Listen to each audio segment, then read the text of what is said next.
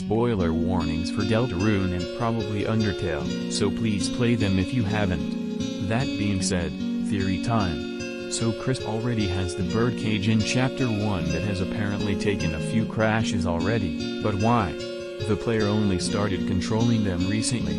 This is easily explained by any third entity theory. That means we have Chris, the player, and someone else all in Chris's body. But who? We'll come back to that later. There is someone who's been pretty omnipresent in Deltarune so far, and that's December Holiday. Actually, it's just an educated guess that her name is December since she's only been referred to as Des so far. This leads to my first point, Deltarune.com/Des. This has a picture of a guitar with a song in the background titled Find Her. This plus Noelle searching her name repeatedly implies that she is missing and Noelle wants to, well, find her. In one of the only times Des is talked about, which is the December puzzle toward the end of Chapter 2, Noelle recalls an instance where she, Chris, Azrael, and Des explore the forest behind the graveyard.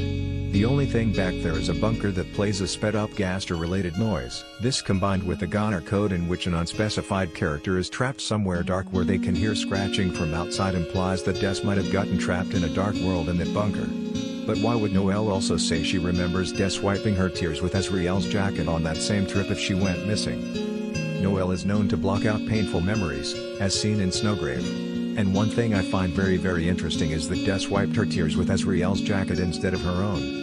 Des got trapped in a dark world and Azrael comforted Noelle, who remembered Des doing it as a coping mechanism. Dark worlds are known to give characters powers they don't normally have, and here's where we loop back to Chris. If December is the third entity controlling Chris when the player isn't by using her dark world powers, then that explains a lot of things.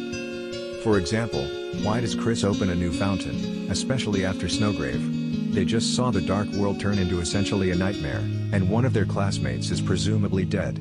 Chris is shown to be uncomfortable during the round. Why would they want that to happen again? Even in the pacifist gameplay, they learn about the roaring, the end of the world. Assuming Chris doesn't want the literal end of the world, it's not them in control when they're opening the fountain. It's definitely not the player either. But maybe Des wants more people in dark worlds so they can find the dark world she is in.